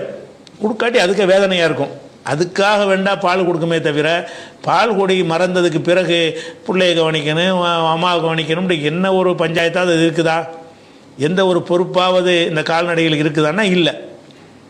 அப்போ ஒரு மனிதனாக இருக்கிறவன் வந்து இந்த மாதிரி வாழ்கிறவன் உலகத்தில் இருக்கானா இல்லையா? எல்லா மனுஷனையும் கால்நடை நல்லா சொல்லலை. இந்த மாதிரி ஒருத்தன் இருந்தால் அவன் கால்நடையாக இல்லையா? ஒருத்தன் இருக்கிறான், எத்தையும் கவனிக்க மாட்டேங்கிறான். நான் திங்கணும், நான் வாழணும், நான் சொகுசாக இருக்கணும், எனக்கு சொத்து சேர்த்துக்கிறேன்னு, எனக்கு பங்களா வேணும், எனக்கு கார் வேணும், இதை மட்டும் ஒரு கால்நடைகள் அதனுடைய தேவை கம்மியாக இருக்கனால கம்மியாக பாடுபடுது. இவனுடைய தேவை அதிகமாக இருக்கனால அதிகமாக பாடுபடுறான். ஆனால் எதுக்கு பண்ணுறான்? தனக்கு மட்டும் பண்ணுறான். இப்போ தனக்கு மட்டுமே சுயநலமாக ஒருவன் இருப்பானேயானால் உனக்கு மிருகத்துக்கு என்னடா வித்தியாசம்? மிருகம்தான் சுயநலத்தை மட்டும் பார்க்கும். அதுக்கு இன்னொருத்தரை பார்க்குறதுக்கு எந்த ஒரு வைத்தியம் பார்க்காது, துணை செய்யாது, பக்கபலமாக நிற்காது, அதுக்கு சாப்பாடு போடாது, உதவி செய்யாது, எதை பற்றியும் கவனிக்காது. அது வந்து அப்படி இருப்பதற்கு அவ்வளோதான் அதுக்குரிய கெப்பாசிட்டி, அதுக்குரிய மூளை திறன் வந்து அவ்வளோதான் கொடுக்கப்பட்டிருக்கிறது. அதனால் அதை ஏற்றுக்கொள்ள முடிகிறது. நீனு அப்படி இருந்தால் அதை விட கீழே தானப்போ. அந்த கால்நடைகளோடு இன்னும் சேர்க்க முடியாத கால்நடைகள்கிட்ட வந்து அந்த தன்மையை அப்படி இருக்கிறதுனால அந்த கால்நடைகள் அப்படி இருக்கிறது. அல்ல அதுக்கு வந்து இந்த மாதிரி செய்யக்கூடிய தன்மையை கொடுத்துருந்தான்னா அதுவும் செஞ்சுருக்கும். அப்போ கால்நடைகளை வந்து சுயநலமாக வாழும் வகையில் தான் நல்லா படைச்சிருக்கிறான். சுயநலத்தை தாண்டி ஒரு பொதுப்பணிகள் செய்கிற விதமாக அவை படைக்கப்படவே இல்லை. எதை பற்றியும் சிந்திக்கணுங்கிற மனம் அது கொடுக்கப்படவே இல்லை. நம்ம அம்மா கவலைப்படுறாங்க, அப்பா கவலைப்படுறாங்க, அண்ணன் கவலைப்படுறாங்கங்கிறதுலாம் அதை பற்றின அந்த உறவு முறைகள்லாம் மண்டையில் அதுக்கு மூளையில் வந்து ஏறாது. அதுக்கு தேவையல்ல, மைனஸ் பண்ணி வச்சுருக்கிறான். ஆனால் நீ மனுஷன் எப்படி நினைக்கிறான்? இதே மாதிரி இருக்கிறான். பாப்பா கஷ்டப்படுவார், கண்டுக்கிறவே மாட்டான். அக்கம் பக்கத்தில் சிரமப்படுவான், கண்டுக்கிறவே மாட்டான். எனக்கு என்ன லாபம், எனக்கு என்ன லாபம், எனக்கு என்ன லாபம். அப்போ தனக்கு தனக்கு என்று ஒருத்தன் வாழ்வானையானால் இது அப்படியே மிருகத்தன்மை தானே, இது அப்படியே கால்நடையுடைய தன்மை தானே இது. இன்னும் சொல்ல போனால் கால்நடை கீழேங்கிறான்ல. எதனால கீழே? கால்நடைகள் அப்படி இப்போ அவங்க நினைச்சாலும் இது நம்ம செய்கிற மாதிரி செய்ய முடியாது. அப்படி படைக்கப்பட்டிருக்கிறாங்க. நீ இப்படி படைக்கப்படலையே. நீ படைக்கப்படாமல் இருந்து அப்படி நடந்தே என்றால் கால்நடையோட மோசம். கால்நடைகள் அப்படித்தான் படைக்கப்பட்டிருக்கிற காரணத்தினால் அவை சுயநலமாக இருக்கின்றன. அப்படித்தான் இருக்க முடியும். நீ எப்படி படைக்கப்படலையே. உனக்கு பகுத்தறிவுன்னு ஒரு பகுத்தறிவும் மனசையும் தந்திருக்கிறனே. அந்த மனசில் சிந்திச்சு பார்த்தீங்கன்னு சொன்னால் உனக்கு என்ன செய்யும்? அடுத்தவனுடைய வலி, அடுத்தவனுடைய வேதனை, அடுத்தவனுடைய துன்பங்கள்லாம் உன் மனசில் அது உறுத்தலை ஏற்படுத்துகிற மாதிரி உன்னை படைச்சிருக்கிறனே. அது எந்த தாக்கத்தையும் உனக்கு ஏற்படுத்தலாம். நீ மிருகம் தானே நீ. அப்போ வந்து அந்த எதுக்கு எப்படி உதாரணம் நல்லா காட்டுறான். கால்நடைகள் எப்படி ஒரு காரணம் என்னென்னு கேட்டால், கால்நடைகளில் இருக்கக்கூடிய அந்த தன்மைகளில் மனுஷன் இருக்கக்கூடாது. கால்நடைகளை தாண்டி இருக்க வேண்டும். கால்நடைகளில் உள்ள விஷயமும் இருக்கணும். சாப்பிடவே கூட அதெல்லாம் தப்புன்னு சொல்லலை. அது மட்டுமாக இருக்கக்கூடாது. கால்நடைகள் மட்டும் செய்கிற கால்நடைகள் செய்கிற மாதிரி மட்டும்தான் நான் இருப்பேன் அப்படின்னு இருக்கக்கூடாது. அந்த மாதிரி இருக்கிறனால பகுத்தறிவு மனசாட்சி இருக்கிறதுனால என்ன செய்கிறோம்? சமூகத்தை பற்றி கவலைப்படுறோம், உதவிகள் செய்கிறோம், நோய்வாய்ப்பட்டவனை தூக்குறோம், செத்தா கொண்டே அடக்குறோம். ஒரு மாடு செத்தா இன்னொரு மாடு அடக்கம் பண்ணுமா? அது பாட்டு போட்டுகிட்டே போயிட்டுருக்கும். அது கொடுக்கப்படலை. அப்போ நம்ம எல்லாத்துலேயும் தலையிடக்கூடியவனாக மனுஷனுடைய தன்மை இருக்கும் பொழுது சில பேர் என்ன செய்கிறான்னு கேட்டால் எதுக்குமே கவலைப்பட மாட்டான். யார் என்ன ஆனாலும் சரி, எத்தனை பேர் செத்தாலும் சரி, பிரியாணியை கொண்டாந்து வையுமா, சாப்பாட்டை கொண்டாந்து வை, அதுக்கு அவ்வளோதான் அவனுக்கு விஷயம். அப்போ அவனுக்கு வந்து அந்த சாப்பாடு உண்பது, தனக்கு தேவைகளை பூர்த்தி செய்வது, தனக்கு கிடைக்கிற லாபம், தனக்கு கிடைக்கிற லாபத்துக்காக தானே கலப்படம் பண்ணுறான், மோசடி பண்ணுறான், ஏமாத்து பண்ணுறான், எல்லாம் லஞ்சம் வாங்குறான். எல்லாம் எதுக்காக வேண்டி? அடுத்தவனுக்கு உதவி செய்கிறது தனியாக விடுங்க, ஒவ்வொருத்தரவும் செய்கிறானே, அடுத்தவனுக்கு கேடு செய்கிறானே. இதெல்லாம் மிருகங்களை விட கேவலமான வேலை தானே. அப்போ மிருகங்கள் இப்படிலாம் யாருக்கும் செய்வது இல்லையே. அதை சிந்திச்சு பார்த்தீங்கன்னு சொன்னால் அந்த கால்நடைக்கு வந்து ஒரு விஷயத்தை நம்ம பார்க்குறோம். அதே மாதிரி சில பேர் என்ன செய்கிறாங்கன்னு கேட்டால், பொதுவாக இனப்பெருக்கத்துக்காக வேண்டி ஆணு பெண்ணுண்டு எதில் இருந்தாலும் சரி இனப்பெருக்கம் நடக்கும். ஆண் பெண்ணுண்டு இருந்தால் என்ன செய்யும்? ரெண்டும் இணைஞ்சாதான் அந்த இனம் வந்து பல்கி பெருகிக்கிட்டு சந்ததிகள் உண்டாகி கொண்டே இருக்கும். ஆடாக இருந்தாலும், மாடாக இருந்தாலும், பறவையாக இருந்தாலும், குருவியாக இருந்தாலும், குரங்காக இருந்தாலும் அது இனப்பெருக்கம் செய்வது அடிப்படையில் தான் படைக்கப்பட்டிருக்கிறது. மனுஷனும் அப்படி படைக்கப்பட்டிருக்கலாம். மனுஷனும் இனப்பெருக்கம் செய்வான், மற்ற கால்நடைகளும் இனப்பெருக்கம் செய்யும். ஆனால் இந்த இனப்பெருக்கத்திற்கு என்று வந்து எந்த ஒரு கால்நடைகளும் அதுக்கு வந்து எந்த பொறுப்பையும் ஏற்றுக்கிறாது. இனப்பெருக்கம் செய்வதற்கு வந்து ஒரு கடாய் வந்து ஒரு ஆடோட இனப்பெருக்கம் செஞ்சுன்னு வைங்க, அந்த ஒரு செகண்டோடு அதனுடைய வேலையை முடிச்சுட்டு போயிருமே தவிர, அதுக்கு பிறகு அந்த கற்பமான ஒரு ஆடு இருக்கும்ல, அந்த ஆடு என்ன கஷ்டப்படுது, அது எவ்வளோ சிரமப்படுது, அது எப்படி பிரசவப்படுது, அதுக்கு பிறகு அந்த குழந்தை பெற்ற பிறகு, அந்த குட்டி போட்ட பிறகு அந்த ஆடு எவ்வளோ துன்பம் இருக்கும், அதிலெல்லாம் நம்ம ஒரு பங்கு எடுப்போம் அப்படிங்கிற மாதிரி அது இருக்குமா? ஆடு மாடுகளுக்கு வனவிலங்குகள் அந்த தன்மை இருக்குமா? அந்த இனப்பெருக்கம்ங்கிற அந்த ஒரு செகண்டோடு அவர் வேலையை முடிச்சுக்கிடுவாங்களே தவிர ஆண் வர்க்கமாக இருக்கிறவங்க கால்நடைகளாக இருந்தாலும் சரி, வேறு உயிரினங்களாக இருந்தாலும் சரி, அவைகள் என்ன செய்யும்னு கேட்டால் அந்த இனப்பெருக்கம் செய்வதற்காக அந்த சுகத்தை அடைந்து விட்டு பொறுப்பை ஏற்றுக்கொள்ளாமல் போய்விடும். அதுக்கு பிறகு மோபால் நீ பார்த்துக்க, நீ தான் பிள்ளையை பார்த்துக்கிற, நீ தான் வளர்த்துக்கிறனுங்கிற மாதிரி உள்ள ஒரு தன்மை கால்நடைகளுக்கு இருக்கிறது. ஆனால் அது என்ன செய்ய முடியாது. ஒரு ஆண் பிராணி வந்து இந்த பெண் பிராணிக்கு செய்ய வேண்டிய பிரசவம் பார்க்குறதுல இருந்து பிள்ளையை வளர்க்குறதுல இருந்து அப்படியெல்லாம் செய்யக்கூடிய தன்மை இல்லைன்னா அப்படி படைக்கப்பட்டிருக்கு, அப்படி தான் அது செய்ய முடியும். ஆனால் மனிதனாக இருக்கிறவன் என்ன செய்கிறான்னு கேட்டால் இந்த மாதிரியில் வந்து பெரும்பாலானவர்கள் அந்த பொறுப்போடு சுமந்து செய்கிறார்கள். திருமணம் பண்ணிட்டார்கள்னு சொன்னால் அந்த மனைவியை கவனிக்கிறான், புள்ள குட்டியை கவனிக்கிறான், காலமெல்லாம் அவளுக்காக வாழ்கிறான், அவளுக்காக சொத்து சேர்க்குறான், பொறுப்பை சுமக்கிறான். அவன் வந்து ஒரு தாம்பத்தியத்தில் ஒரு இன்பம் அனுபவிக்கிற ஒரு காரணத்திற்காக வேண்டி அந்த பெண்ணை சுமக்கக்கூடிய ஒரு பொறுப்பையும் அவன் சுமந்து கொள்ளக்கூடிய காட்சியை பார்க்கணும் நிறைய பேர்கிட்ட. ஆனால் கொஞ்சம் பேர் இருக்கானா இல்லையா, மிருகமா என்ன செய்கிறான், அதாவது தாம்பத்தியம் முடிஞ்சிருச்சு பிள்ளைய அம்போன்னு விட்டு ஓடி போயிடுவான், பொண்டாட்டியும் கவனிக்க மாட்டான், பிள்ளையும் கவனிக்க மாட்டான். ஒரு மிருகம் எப்படி தன்னால் வந்து இந்த பிற பாதிப்புக்கு உள்ளாக இருக்கிற ஒரு பெண் இனத்துக்காக வேண்டி ஒரு ஆண் இனம் வந்து எந்த ஒரு ரிஸ்க்கும் எடுத்துக்கொள்ளாதோ அதே மாதிரி தான் நான் இருப்பேன்னு சொன்னால் இவனை எங்கே சேர்க்குறது? இவனை அதுக்கு உனக்கு என்னடா வித்தியாசம்? அதுக்கு பொறுப்பு சுமக்கும் மாதிரி அது படைக்கப்படலை. அதுக்கு பொறுப்புனா என்னென்னு தெரியாது. ஆடு மாடுகளுக்கு பொறுப்புனா என்னென்னு தெரியாது. நம்ம ஏன் இனப்பெருக்கத்துக்கு படைக்கப்பட்டிருக்கோம், அதை செஞ்சுட்டு நம்ம வேலை முடிஞ்சிருச்சுன்னு அது போய்கிட்டு இருக்கும். இது நம்ம பெற்று எடுக்கிற நம்ம வேலைன்னு இது போயிட்டு இருக்குமே தவிர அது வந்து ஜீவனாம்சம் கேட்காது, கோர்ட்டுக்கு போகாது, கேட்கவும் செய்யாது, கொடுக்கவும் மாட்டான். அந்த மாதிரி அது படைக்கப்பட்டிருக்கிறது. ஆனால் எத்தனை ஆண்கள் வந்து பெண்களை என்ன செய்கிறாங்கன்னு கேட்டால் அந்த சுகத்தை மட்டும் அனுபவித்து கொண்டு அதுக்கு பிறகு எந்த ஒரு பொறுப்பையும் சுமந்து கொள்ள மாட்டேன் என்கிறார்கள். அது அந்த மாதிரி அந்த கால்கள் அந்த விபச்சாரிகள்கிட்ட போகிறது, அதே மாதிரி வப்பாட்டிகள் வைத்துக் கொள்வது, அல்லது கட்டின மனைவியை கூட ஒரு கொஞ்ச நாளில் விட்டுட்டு அமௌண்ட் விட்டுட்டு ஓடி போய் விடுவது. அப்போ இதெல்லாம் வந்து பொறுப்பு சுமக்காமல் இருக்கிறது யாருடைய வேலை? மிருகங்களோட வேலை தானே. ஆடு மாடுகள் தானே இந்த பொறுப்பையும் சுமக்காது. நம்ம வேலை முடிஞ்சோட கதை முடிஞ்சுன்னு போயிருந்தா இல்லையா? அப்போ ஆடு மாடுகள் மாதிரி பொறுப்பை சுமக்காமல் இருந்தாயானால் உன்னை எதில் கொண்டே சேர்க்கணும்? மிருகத்தெலாம் சேர்க்கணும். நீ மனுஷங்கிற பேர்வையில் இருக்கிறே தவிர உன்னுடைய தன்மை அப்படி டிட்டோ எதே மாதிரி இருக்கிறது? ஆடு மாடு கழுத குதிரையுடைய தன்மை தான் அப்படியே உன்ட்ட இருக்கிறதுங்கிற ஒரு விஷயத்தை நம்ம பார்க்குறோம். அது ஒரு அந்த வகையிலையும் வந்து என்ன செய்கிறான்னு கேட்டால் இவன் வந்து இழிவானவனாக இருக்கிறான். ஆடு மாடை விட மோசமானவன். ஏன்னு கேட்டால் ஆடு மாடுக்கு அப்படி தான் இருக்க முடியும். அந்த பொறுப்பை சுமக்கக்கூடிய ஒரு தன்மை அது படைக்கப்படவே இல்லை. உனக்கு அந்த தன்மை இருக்குதா, இருந்துக்கிட்டு பொறுப்பை சுமக்க மாட்டேங்கிறிய அப்படின்னு பார்க்கும் பொழுது இவன் வந்து கால்நடைகளை விட கீழே எவ்வளோ அழகான உதாரணம் காட்டுறான்ல. இவங்கெல்லாம் கால்நடைகளை போன்றவர்கள் மட்டுமல்ல, பல்கும் அல்லல்லு, அதை விட கீழானவர்கள். கால்நடைகளுக்காவது அப்படித்தான் இருக்க முடியும், உனக்கு அதை மீறி நடக்க முடியும். இருந்தும் நீ என்ன செய்ய மாட்டேங்கிற? கால்நடை மாதிரி தான் நான் இருப்பேன், ஆடு மாடு மாதிரி தான் நான் இருப்பேன் அப்படின்னு நினைக்கிறத வந்து பார்க்குறோம். அதே மாதிரி வந்து அதுபோக கால்நடைகளை பொறுத்த வரைக்கும் அதுக்கு வந்து அந்த இனப்பெருக்கம் செய்கிறது இருக்குல்ல, இனப்பெருக்கம் செய்வதற்காக வேண்டி எந்த விதமான ஒரு ஒழுங்கு நெறிமுறைகளையும் அது வைத்துக்கொள்வது கிடையாது. கால்நடைகள் வந்து ஒரு ஆணு ஒரு பெண்ணுன்னு இருக்குன்னு வைங்களேன், அதுக்கு வந்து இது அம்மா ஆணு, இது அக்கா ஆணு, இது தங்கச்சிங்கிற முறை அப்படின்லாம் நினச்சா பார்க்க, இது ஆணு அது பெண்ணு அவ்வளோதான். அப்போ எந்த ஒரு ஆண் விலங்குகளும் எந்த ஒரு பெண் விலங்கோடவும் என்ன செய்யும்? சேரும். முன்னாடி அறிமுகம் இருக்க வேண்டியதில்லை, பார்க்க தேவையில்லை. ஒரு ஆட்டுக்கிடையில் என்ன செய்வான்? 100 ஆடு இருக்கும், அதில் ஒரு கிடாயை கொண்டு விடுவாங்க. அந்த கிடாய் யாருன்னே தெரியாட்டாலும் அது பாட்டுக்கு விரும்பின எந்த ஒரு ஆட்டுட்டையும் போய் என்ன செய்யும்னா அது சம்போகம் பண்ணிடும். ஏன்னு கேட்டால் அதுக்கு தேவைங்கிறது பெண்கிறது மட்டும்தான். அது வந்து இதை நம்ம செய்யலாமா, இது நமக்கு வேண்டியதா, நமக்கு இது பொறுப்பு ஏற்றுக்குறோமான்னு அது பார்க்காது. இப்படி தானே மிருகங்கள்லாம் இருக்கிறது. அந்த மாதிரி இன்னைக்கு மனுஷன் எப்படி இருக்கணும்? இவன் என் மனைவி அப்படின்னு மனைவியை பார்க்கணும். இவன் மனைவி இல்லை, இவளை தொடக்கூடாது. மனைவின்னு பார்த்து மனைவியோட இருக்கிற மாதிரி அவளும் ஒரு பொம்பளை மாதிரி இருந்தாலும் அவள் எனக்கு மனைவி இல்லை, இவள் பொம்பளை மாதிரி இருந்தாலும் இவன் எங்கள் சகோதரி, இவன் எங்கள் மாமி, எங்கள் சின்னம்மா அப்படின்லாம் அந்த உறவு முறையை வைத்து கொண்டு அந்த கட்டுப்பாடுகளாக மிருகங்கள்கிட்ட அது இருக்காதுண்ணா. மிருகங்கள்கிட்ட அதெல்லாம் இருக்காது. சின்னமாவும் கிடையாது, பெரியம்மாவும் கிடையாது. அதுக்கு தெரிகிறதுலாம் இது ஆணு இது பெண்ணு அப்படிங்கிறதான். அந்த பெண்ணுக்கும் இதை பற்றி எந்த உணர்வும் இருக்காது, அந்த ஆணுக்கும் இருக்காது. அந்த பெண்ணாவது நீ என்னடா வந்து எனக்கு இது மக முறையில் இருக்கிற ஏண்டா வர்றேன்னு கேட்காது.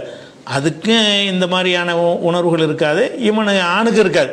அப்போ ஆண் பிராணி பெண் பிராணி ஆண் விலங்கு பெண் விலங்கு எடுத்துக்கொண்டீர்கள் என்று சொன்னால் அவர்களுக்கு இருக்கிற ஒரே நாலேஜ் என்னன்னு கேட்டால் இது ஒரு பெட்டை, நான் ஒரு ஆண் அப்படிங்கிறது மட்டும்தான் இருக்கும். அது யார், என்ன என்ன உறவு, என்ன அப்படி இது நமக்கு சொந்தமானதா வேற ஆளுக்கு சொந்தமானதா, நம்ம பொறுப்பை ஏற்றுக்கொண்ட ஆடா பொறுப்பை ஏற்றுக்கொண்ட, அதெல்லாம் ஒன்றுமே கிடையாது. அப்படிங்கிற தன்மை இருக்கா இல்லையா? இப்படி சில மனிதன் நடக்கிறானா இல்லையா? எல்லா மனிதனும் நடக்கிறது இல்லை. சில பேர் என்ன செய்யறான்னு கேட்டால் என்ன வேண்டாலும் யார் வேணாலும் கூட்டமாக 100 பேர் சேர்றாங்க, எந்த ஆணும் எந்த பெண்ட்டை வேணாலும் போய்க்கங்கிறாங்க. ஒரு ஆட்டுக்கு இடையில் கிடாயை கொண்டு விட்டோம்னு சொன்னால் எந்த கிடாய் வந்தாலும் எந்த ஆட்டோட வேணாலும் சேரலாம்னு இருக்குல்ல, அந்த மாதிரி பெண்கள் கூட்டம் ஒரு ஆண்கள் கூட்டம்னு பெரிய கிளப்பில் கூடுறாங்க. கூடி யார் வேண்டாலும் யாரை வேண்டாலும் ஓட்டிகிட்டு போ அப்படின்னு சொன்னானே. ஆனால் இவன் இவன் இது என்ன தன்மையில் இவன் இருக்கிறான்? அடே அவள் ஆணு பெண்ணு மட்டும்தானே அது. நீ அவளுக்கு பொறுப்பேற்று கொண்டியா? உனக்கு பொண்டாட்டியாவ, உனக்கு சொந்தமாவ, அவளுக்கு நல்லது கெட்டுக்கலாம் நீ உரிமை, அது வேற ஒருத்தனுக்கு பொண்டாட்டியா, இதெல்லாம் நீ பார்க்கணுமா இல்லையா? உனக்கு அவளுக்கு உள்ள உறவு முறை என்னன்னு பார்க்கணுமா இல்லையா? ஒன்றையும் பார்க்க மாட்டான். அங்கே பார்க்குறலாம் என்னன்னு கேட்டால் ஆணுமன் இன்னும் சொல்ல போனால் பொண்டாட்டி புருஷனாக கிளப்பில் போய் சேர்ந்துட்டு ஜோடியை மாற்றுவாங்க. பொண்டாட்டி புருஷனாக போய் இதெல்லாம் எந்த தன்மை? இது இப்படி மிருகத்துடைய வேலை தான். மிருகம் தான் என்ன செய்யும், அந்த அந்த ஆட்டோட படுத்துக்கிறேன், இது போய் படுத்துக்கிறேன், இதோட போய் அது போய் படுத்துக்கிறேன், அதுக்கு எந்த ஒரு கூச்ச நாச்சம் கிடையாதுன்னா காரணம் அப்படி படைக்கப்பட்டிருக்கிறாங்க. அந்த கால்நடைகளுக்கு இந்த உணர்வை எடுத்தல்ல என்ன செய்கிறான்னு கேட்டால் அது நீ பாட்டு இனப்பெருக்கம் பண்ணி மனிதனுக்கு உதவி செஞ்சுக்கிட்டுறி அப்படின்னு நல்லா கொடுத்ததுனால அது இந்த சட்ட வரம்புகள்லாம் அதுக்கு கிடையாது. அதனால் அவைகள் அப்படி நடக்குமையானால் அது ஏற்கத்தக்கது. அது நம்ம ஒரு குறை சொல்லக்கூடிய ஒரு கிடையாது. அதனுடைய இயல்புபடி நடக்கிறதுன்னு அர்த்தம். ஆனால் நீ அப்படி நடக்கிற மனுஷன்னு சொல்லிக்கிற.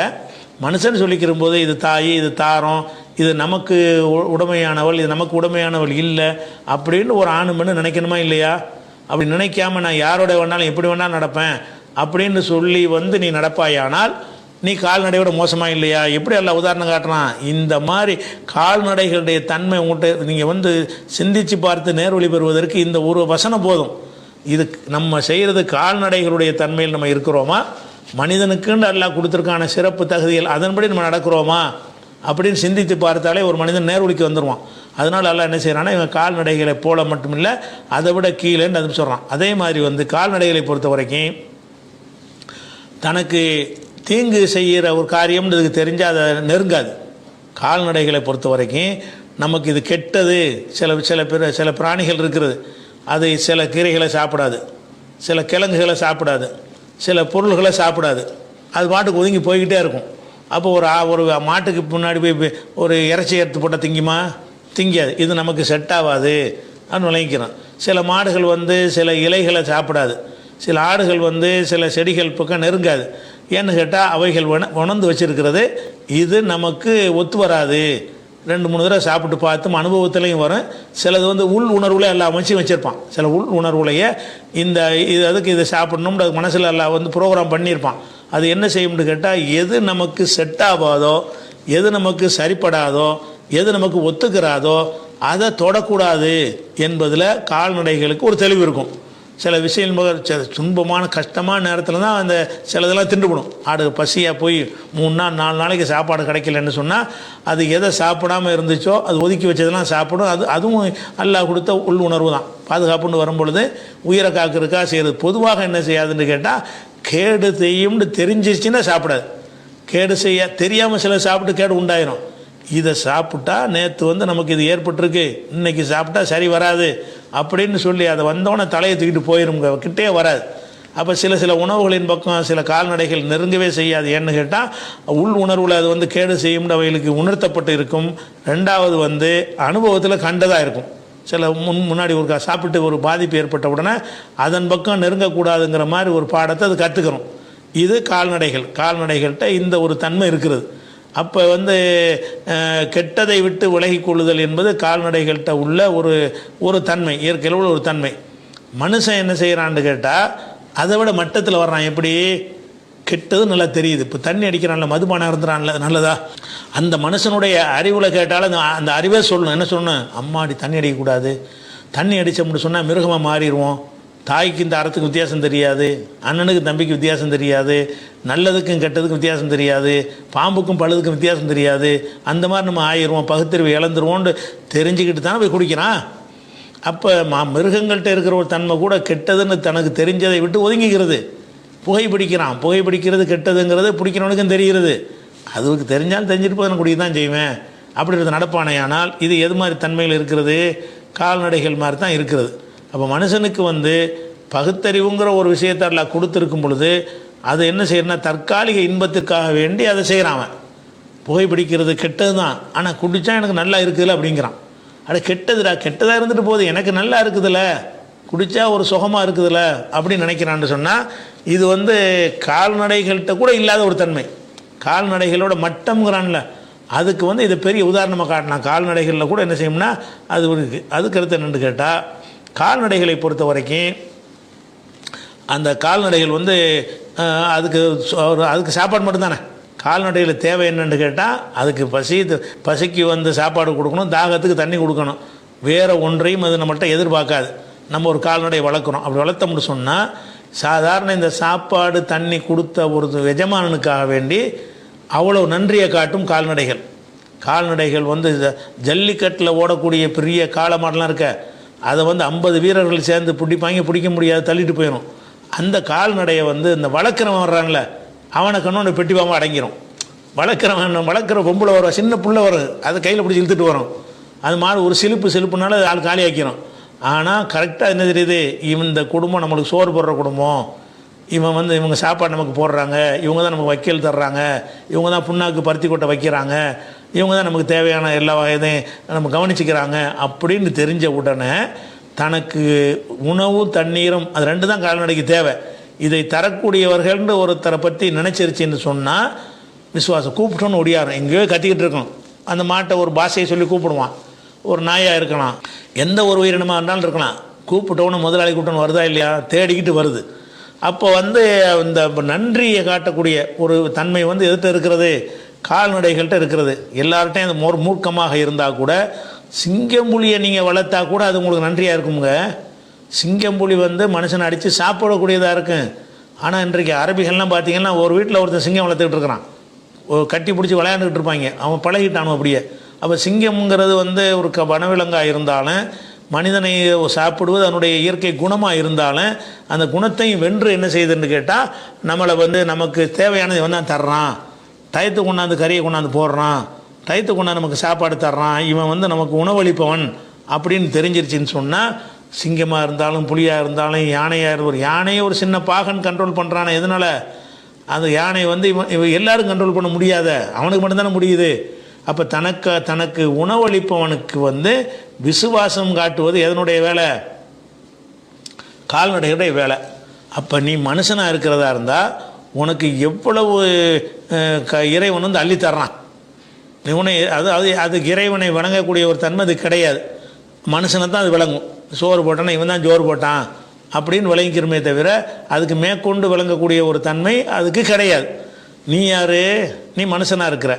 மனுஷனுங்கிறவன் வந்து உனக்கு இந்த மலை இறக்குறது யார், அதில் பயிர்களை விளைவிக்கிறது யார், அதை பலவிதமான தானியமாகவும் பழங்களாகவும் காய்களாகவும் செடிகளாகவும் கொடிகளாகவும் வளர்த்து உனக்கு உணவளிப்பவன் யார், பலவிதமான இயற்கை அழகுகளை இந்த உலகத்தில் உற்பத்தி தந்தவன் யார், வீடு வாசல் கட்டுவதற்கான பொருளாதார தந்தவன் யார். அப்போ எல்லாமே நமக்கு ஒருவன் தந்திருக்கிறான்னு சொன்னால் மனிதன் வந்து இறைவனுக்கு நன்றி செலுத்துகிறானா? அப்போ இறைவன் ஒரு மாடு வந்து அவனுடைய எஜமானுக்கு நன்றி செலுத்துகிறது, ஒரு ஆடு எஜமானுக்கு நன்றி செலுத்துகிறது. மனிதனாக இருக்கிறவன் என்ன செய்ய மாட்டேங்கிறான்னா அவனை படைத்த இறைவனை விளங்க தெரியாது. அதனால் வந்து அதுக்கு அந்த நன்றி செலுத்துகிற இந்த நமக்கு செய்கிற நன்றி செலுத்துகிற முறையெல்லாம் அதுக்கு விளங்காது. ஆனால் நீ யார், நீ மனுஷனாக இருக்கிற, உனக்கு பகுத்தறிவு இருக்கிறது. அப்போ நீ பகுத்தறிவு இருக்கிறவன் வந்து அல்லாவுக்கு நன்றி செலுத்துறவன் நடக்கிறீங்களா? இறைவன் ஒருத்தன் இருக்கிறான், அவன் விரும்பின மாதிரி நம்ம நடக்கணும்னு நீ வாழலைன்னா நீ மிருகம் தானே. இது மிருகத்தை விட மோசம். மிருகமாவது நன்றி செலுத்துகிறது. ஒரு வகையில் பார்த்தா மிருகத்தை விட கால்நடைகளோட கீழானவனாக இருக்கிறாய் அப்படிங்கிறத பார்க்குறோம். அந்த நன்றியை விட்டுருங்க. உலகத்திலேயாவது நன்றி உள்ளவனாக இருக்கிறானா? சரி, அதெல்லாம் இறைவன் விஷயம், இறைவன் நான் பார்க்கல போகலன்னு சொல்லிட்டு நீ சொன்னால் கூட உனக்கு எவனாவது உதவி செஞ்சானா அவன் நன்றியாக நீ இருக்கிறியா? அவன் உண்ட வீட்டுக்கு ரெண்டகம் பண்ணுறதுமாங்கல்ல, எவனுக்கெல்லாம் நீங்கள் உதவி செய்கிறீங்களோ அவன்லாம் கண்டிப்பாக உங்களுக்கு துரோகம் செய்வான். நீங்கள் பார்க்குறீங்க, உதவி செஞ்சவன்லாம் துரோகம் செய்யக்கூடியவர்களை எல்லா துரோக வரலாறுகள் எடுத்து பார்த்தீங்கன்னு சொன்னாலும் அந்த துரோகம் செய்தவர்களுடைய வரலாறை பார்த்தீங்கன்னா அவனுக்கு அந்த யாருக்கு துரோகம் செஞ்சானோ அவனால் அதிகமாக இவன் உதவியை பெற்றிருப்பான், அவனால் வளர்க்கப்பட்டவனாக இருப்பான், அவனால் உருவாக்கப்பட்டவனாக இருப்பான். கூட இருந்த குழி பறித்தல்ங்கிறது இருக்குல்ல, இந்த கூட இருந்த குழி பறித்தல்ங்கிறது வந்து மிருகங்களுக்கு இருக்குதா? இல்லை. கூட இருந்துக்கிட்டே நம்ம முதலாளி கஞ்சி ஊற்றுறான், இவன் இப்போ வைக்கால் போடுறான், புண்ணாக்கு போடுறான், ஒரு நேரம் பார்த்து இவனை காலி பண்ணணும்னு நினைக்குமா? தனக்கு உதவி செஞ்சிட்டான்னு சொன்னால் அவனுக்கு அவனை யாராவது தாக்கம் வந்தால் சில வனவிலங்குகள் பாஞ்சி வந்து இவனை காப்பாற்றும். ஒருத்தன் மாடை வளர்க்குறவனை அடித்தான்னு சொன்னால், அந்த மாடு பார்த்துருச்சின்னு சொன்னால் பாஞ்சி வந்து யார் அடிக்கிறான்னு அவனை முட்டி தள்ளும். ஒரு நாயாக இருந்துச்சின்னு சொன்னால் வந்து அவனை கட்டிச்சு கொதறும். அப்போ தன்னுடைய எஜமானனுக்கு நன்றியாகவும் இருக்கும், அவனை பாதுகாக்கவும் செய்யுமா இல்லையா? இதானே கால்நடைகளுடைய தன்மை. நீ வந்து அல்லாவுக்கு நன்றி செலுத்துகிற வகையில் நீ ஃபெயிலியர் ஆகிடுற. ஒன்று. ரெண்டாவது என்னன்னு கேட்டால், உன்னை மாதிரி சக மனுஷன் உனக்கு எவ்வளவு செய்கிறான, பெத்த தாய்க்கு நீ நன்றி செலுத்துறியா? எத்தனை பேர் என்ன செய்கிறான்னு கேட்டால், ரெக்க முளைச்சது வரைக்கும் அம்மாவுங்க அப்பாண்டுக்கிட்டு இருப்பான். ரெக்க முளைச்சிருச்சின்னு சொன்னால் எனக்கு சம்பாதிக்க முடியும், சொந்த கையில் கர்ணம் வாங்கிடுவேன் அப்படின்னு ஒரு அளவுக்கு வந்துட்டான்னு சொன்னால் அவன் என்ன செய்கிறான்னு கேட்டால், அம்மாவை போகன்றான், அம்மாவுக்கு சாப்பாடு போட மாட்டேங்கிறான், அம்மாவை கவனிக்க மாட்டேங்கிறான், வாசலில் தெருவில் இழுத்து போட்டு போயிடுறாங்க. அப்போ தாய் தந்தையரை கவனிக்கணுங்கிற கடுகளவு சிந்தனை இல்லாமல் நீ எவ்வளோ நன்றி செலுத்தணும். ஒரு மாடு கொஞ்சம் புண்ணாக்கு போட்டதுக்காக வேண்டி எவ்வளோ நன்றியாக இருக்கிறது, கொஞ்சம் பருத்தி கொட்டை வச்சதுக்காக வேண்டி எவ்வளோ நன்றியாக இருக்கிறது. உன்னை வந்து எப்படி அந்த தாய் வளர்த்துருக்கிறா, அந்த குழந்தையாக இருக்கும்போது உன்னை ஒரு வளர்க்குறதுக்கு எத்தனை தூக்கத்தை தியாகம் பண்ணணும், எத்தனை சுகங்களை தியாகம் பண்ண வேண்டியிருக்கும். அவங்களுடைய இன்பங்களையெல்லாம் தியாகம் பண்ணிவிட்டு உனக்காக வேண்டி ஈ முக்காமல், எறும்பு கடிக்காமல், உனக்கு வந்து ஒரு அசுத்தம் பற்றாமல், துர்வாடை வந்துடாமல் உன்னை அப்படி பொத்தி பொத்தி பொத்தி வளர்த்தால அந்த தாய்க்கு வந்து நீ ஒருத்தன் நன்றி செய்யாமல் இருந்தான்னு சொன்னால் இவன் மாடை விட மோசமாக இல்லையா? மிருகத்தை விட மோசம். மிருகங்கள் வந்து சின்ன ஒரு அற்பமான ஒரு சாப்பாடு போட்டதுக்காக வேண்டி அது நன்றி செலுத்துகிறது. இந்த மனுஷன் எப்படி நடக்கிறான்? அதிகப்படியான மனிதர்கள் மனுஷன் விஷயத்தை நன்றி கெட்டவனாக இருக்கிறான், எல்லா விஷயத்துலையும் நன்றி கெட்டவனாக இருக்கிறான், அது தனி விஷயம். மனிதர்கள் விஷயத்துலையாவது நீ நேர்மையாக நடக்கிறியா? மனிதர்கள் விஷயத்தில் நன்றி கெட்டவனாக இருக்கிற அந்த மாதிரி விஷயத்தையும் பார்க்குறோம். அதனால் அதே மாதிரி நல்ல ஒரு கடையில் ஒரு வேலை செய்கிற அவர் உனக்கு எவ்வளோ வசதி வாய்ப்பு செஞ்சு சம்பளம் தந்து சாப்பாடு தந்து எல்லாம் செய்வார். களவாண்டு ஓடி போயிடுவாங்க. இருக்கிற வேலை செய்கிற கடையிலே களவாண்டு ஓடி போயிடுவாங்க. ஆனால் இவர் தானே நமக்கு வந்து தெருவில் சுற்றிக்கிட்டு இருக்கும்போது வேலையை கொடுத்தாரு, அதன் மூலமாக நம்ம குடும்பத்தை காப்பாற்றுறோம் அப்படி நினைக்கணுமா இல்லையா? இந்த நன்றிங்கிற உணர்வு வந்து ஜீரோவாக இருக்கக்கூடியவர்கள் அதிகமாக இருக்கிறார்கள். ஒருத்தர் நன்றிங்கிறது இல்லைன்னு சொன்னால் அது மிருகத்துக்கும் இருக்கக்கூடிய ஒரு நல்ல பண்பு. உனக்கு இல்லைன்னு சொன்னால் நீ அதை விட கீழானவன். பல்ஹும் அல்லலுங்கிறான் அல்ல. கால்நடைகளோடு நீ மோசமானவன் தான். ஏன்னு கேட்டால் கால்நடைகளுக்கு வந்து நன்றி செலுத்தக்கூடிய ஒரு தன்மை இருக்கிறது, உனக்கு அது கிடையாது. அதே மாதிரி என்ன செய்கிறான்னு கேட்டால் அல்லாஹ் வந்து அதை சொல்லி காட்டுறான். அதே மாதிரி வந்து இன்னொரு வசனத்தில் இந்த கால்நடைகளை பற்றி அல்லாஹ் சொல்லும்போது வேறொரு வகையான ஒரு உதாரணம் காட்டுறான். எப்படின்னு சொன்னால், அதாவது உள்ளதீன கஃபரு நிராகரிக்கக்கூடிய மக்கள் மத்தவுன சொகுசாக வாழ்கிறார்கள், ஒய்யாக்குழுன அவர்கள் சாப்பிடுகிறார்கள், கமா தாக்குழு அண்ணாம் கால்நடைகள் சாப்பிட்ற மாதிரி சாப்பிட்றாங்க, திங்க தான் செய்கிறாங்களே தவிர வேறு ஒன்றும் கிடையாது. கால்நடைகள் சாப்பிடுவதோடு சாப்பிடுகிறார்கள்னு சொல்லி இது இப்போ 47வது சூறாவில் 12வது வசனத்திலையும் இந்த மனிதர்களை சில பேரை வந்து கால்நடைக்கு ஒப்பிடுறான். எந்த விஷயத்தில் ஒப்பிடுறான்னா, திங்கிற விஷயத்தில் ஆடு மாதிரி திங்கிற மாடு மாதிரி திங்கிறடான்னு கேட்குறோம்ல. அப்போ அந்த மாதிரியான ஒரு அடிப்படையில் அல்லாஹ் இன்னொரு உதாரணம் காட்டுறான். அந்த கால்நடைகளை வந்து அதில் கால்நடைகள் போல சிந்திக்காமல் இருக்கிறான், கால்நடைகள்கிட்ட இருக்கிற நற்பண்புகள் எல்லாம் இல்லாமல் இருக்கிறான், கால்நடைகளில் இருக்கிற அந்த தன்மையோடு தன்னை ஆக்கி கொள்கிறான், அதை மிஞ்சி வரமாட்டேங்கிறான். அப்படிங்கிறதுனால முதல் சொன்ன 2 வசனங்கள்லையும் ஒரு ஓமையை சொல்லிட்டான். இந்த வசனம் எது செய்கிறான்றா, சில மனிதர்கள் இருக்கிறார்கள், இவங்க வந்து கால்நடை மாதிரி சாப்பிட்றது இது மாதிரி சாப்பிட்றான், கால்நடைகள் சாப்பிடுவதோடு சாப்பிடுகிறார்கள். ஒன்னார் மஸ்வல்லஹும் நரகந்தான் அவருடைய தங்குமிடம் அப்படின்னு சொல்கிறது. அப்போ வந்து இதில் என்னென்னு கேட்டால், நம்ம கால்நடைகள் எதுக்கு காஃபிருடைய உணவுகள் எப்படி இருக்கும்னு கேட்டால், அவன் வந்து இது திங்கிறது மட்டும்தான் அவனோட நோக்கமாக இருக்கும். மூமினாக இருந்தால் என்ன செய்யணும்னு கேட்டால், இந்த சாப்பிட்டு இதை நேர்ந்த பலத்தை உண்டாக்கி கொண்டு அந்த பலத்துக்கு ஏற்றவாறு அல்லாஹ் வணங்கணும், அல்லாஹ்வுக்கு செய்ய வேண்டிய கடமையை செய்யணும், அல்லாஹ்வுக்கு இபாதத்து செய்வதற்கு இந்த உணவை உட்கொள்வதை நம்ம ஒரு கருவியாக ஆக்கி கொள்ளணும். அப்படிங்கிறதுக்கு தான் சாப்பிட வேண்டும். ஒரு மனிதனாக இருந்தால் எதுக்கு சாப்பிடணும்? இந்த சாப்பாடு என்பது சும்மா வயிறு வளர்த்து தொந்தியை உண்டாக்கிறதுக்கு. அதுக்கு தானே ஆடு மாடுகளுக்கு என்ன கணக்கு? வயிறு நிறையிறது தான் கணக்கு. அது எவ்வளோ இழுக்க முடியுமோ அவ்வளோ இழுத்துரும். இழுத்தா என்ன செய்யும்? வயிறு வளர்க்கணுங்கிறது மட்டும்தான் கால்நடைகளுக்கு இருக்குமே தவிர அதை வந்து நம்மளாம் என்ன செய்வோம்னா ஒரு அளவுக்கு மேலே இதுக்கு மேலே சாப்பிட்டா தொந்தியாக போயிடும் அப்படின்லாம் விளங்கக்கூடியவர்களாக மனிதர் படைக்கப்பட்டிருக்கணும். அப்போ கால்நடைகளை பொறுத்த வரைக்கும் சாப்பிடுவது மாத்திரம்தான் அதனுடைய ஒரே இலக்கு, ஒரே லட்சியம் என்று அது ஆக்கப்பட்டு இருக்கிறது. நீ எதுக்கு சாப்பிட்ற, நம்ம எதுக்கு சாப்பிட்றோம், மனிதன் எதுக்கு சாப்பிட்ணும், பசி சாப்பிட்டாலும் இந்த சாப்பிடுவதன் மூலமாக நம்ம உண்டாக்கி கொள்ளக்கூடிய அந்த சக்தியை ஆக்கப்பணிகளுக்கு பயன்படுத்தணும். உடம்பை வலுவாக வைக்கி கொண்டு அல்லாஹ்வுடைய பாதையில் போரிடணும், அல்லாஹ் வணங்கணும், தீமைகளை எடுத்து போராடணும், நன்மைகளை வந்து மக்கள்கிட்ட கொண்டு போய் சேர்க்கணும். இப்படிங்கிற ஒரு அறப்பணிகள் செய்வதற்காக வேண்டி நமக்கு ஒரு சத்து வேணும், நமக்கு ஒரு குடும்பம் கொண்டு காப்பாற்றுவதற்கு ஒரு ஆற்றல் வேணும். அப்போ இந்த சாப்பிடுவது வந்து சில லட்சியங்களை நிறைவு செய்வதற்காக மனுஷன் சாப்பிடணும். கால்நடைகள் எதுக்கு சாப்பிடணும்னு கேட்டால் வயிறு நிறைக்கி தான் சாப்பிடணும். கால்நடை நோக்கம் என்ன, வயிறு நிறைஞ்சிச்சா கதை முடிஞ்சிச்சு, அதுக்கு தான் சாப்பிடுமே தவிர இந்த சாப்பாட்டுக்கு பிறகு அவனுடைய லட்சியம் என்னவாக இருக்கும், லட்சியத்துக்கு சாப்பிடாது. சாப்பிட்றது பசி, இப்போ வயிற்று கேட்குது அவ்வளோதான், வயிறு கேட்குது சாப்பிடுது அவ்வளோ நின்றுது. மனுஷன் என்ன செய்கிறான்னு கேட்டால் அதே மாதிரி என்ன செய்கிறான், சாப்பாடு மட்டும்தான். நீ எதுக்கடா சாப்பிட்ற, எதுக்கா நம்ம சாப்பிட்டு திரகாத்தமாக இருக்கிறோம்னா நீ மனுஷன் தானே.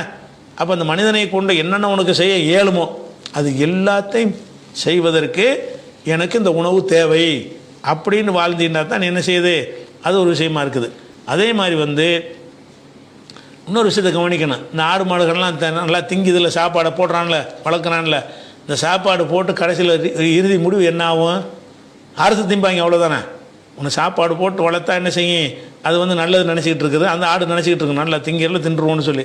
இறுதியாக நீ சாப்பிட்டு வளர்த்தின்னு சொன்னால் அது எங்கே போகுது, அவனுக்கு உணவாக போயிடும். அவன் வளர்த்து பெருசானவன் என்ன செய்வான், அறுத்து தின்றுவான். அதே மாதிரி தான் நீ வந்துக்கிட்டு ஆடு மாடு திங்கிற மாதிரி திண்டின்னு சொன்னால், உடம்பு வளர்த்தின்னு சொன்னால் அதுக்கு நரகத்தை ரெடி பண்ணி வச்சுருக்கான். அப்படி எல்லாம் முடிக்கிறான். ஒன்னாறு மசவல்லகும், இவங்களுக்கு தங்குற இடம் நரகம் தான் இருக்குது, இவங்க நல்லா வளர்க்கட்டு தின்று நல்லா வளர்த்துக்க, வளர்த்து எங்கே வர போகிற நரகத்து தான் வருவாங்க. ஏன்னு கேட்டால் நீ அந்த திங்கிறதன் மூலமாக செய்ய வேண்டிய வேலையிலையும் செய்யலை. கால்நடை மாதிரி சாப்பிடுகிறாய், கால்நடைகள் மாதிரி சாப்பிட்டு விட்டு கால்நடை மாதிரியே நீ செயல்பாடை அமைத்துக் கொள்கிறாய்.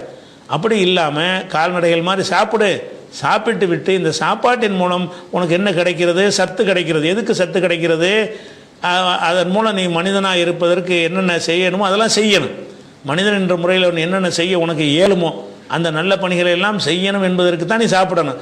அப்படி இல்லாமல் சும்மா சாப்பிட்டுட்டே இருந்தீன்னு சொன்னால், உடம்பு வளர்த்துக்கிட்டு இருந்தீங்கன்னு சொன்னால் ஒன்னாறு மசவல்லகும், நீ நரகத்தில் தான் உனக்கு தங்குறணும். நரகத்துக்கு போகிறதுக்கு உடம்பை பெருசாகிக்கிட்டு போகிற, நரகத்துக்கு விறகாக இருப்பதற்கு நீ உதவி செய்கிறாய் அப்படின்னு காட்டுவதற்காகத்தான் அல்லாஹ் என்ன செய்கிறான், யாக்குலூன், இவர்கள் சாப்பிடுகிறார்கள், கமா தாக்குல் அன்னாம், கால்நடைகள் சாப்பிடுவது போல சாப்பிடுகிறார்கள்னு அல்லாஹ் என்ன செய்கிறான் சொல்லி காட்டுகிறான். இப்படி இந்த மாதிரி வந்து அந்த இறைவன் வந்து இந்த 3 வசனங்கள்லையும் கால்நடைகளோடு மனுஷனை ஒப்பிடுகிறான். சில இடங்களில் வந்து கால்நடைகளை விட மோசமானவனாக காட்டுகிறான். என்றால் அதுக்கு என்ன காரணம் என்றால் இதுதான், அதுக்காண்டி கால்நடைகளை மட்டப்படுத்துறதுக்கு எல்லாம் சொல்லலை. கால்நடைகள் மட்டமாக படுத்த முடியாது. ஏன்னு கேட்டால் அதனுடைய படைப்பு தன்மை அதுதான். எதுக்கு அதெல்லாம் இதை சொல்லி காட்டுறான்னா, அந்த அறிவு இல்லாமல், மனசு இல்லாமல், மனசாட்சி இல்லாமல் படைக்கப்பட்டிருக்கிற அந்த மிருகங்களை விட நீ ஏன்டா மோசமாக போகிற, உனக்கு தானே அதை வித்தியாசப்படுத்தி பார்க்கக்கூடிய தன்மை உனக்கு தந்திருக்கிறேன், அது தாய் தாரமெல்லாம் அது விளங்காது தானே, உனக்கு விளங்கும் தானே, அப்படி படைச்சிருக்கும்போது நீ ஏன் அப்படி இருக்கிற அப்படின்னு காட்டுவதற்கு தான் அந்த உதாரணம். இந்த உதாரணங்கள் வந்து மனுஷனுடைய தவறை இடித்து காட்டுவதற்கு தானே தவிர மிருகங்கள்லாம் மட்டும், கால்நடைகள்லாம் மட்டும்னு காட்டுவதற்கு கிடையாது.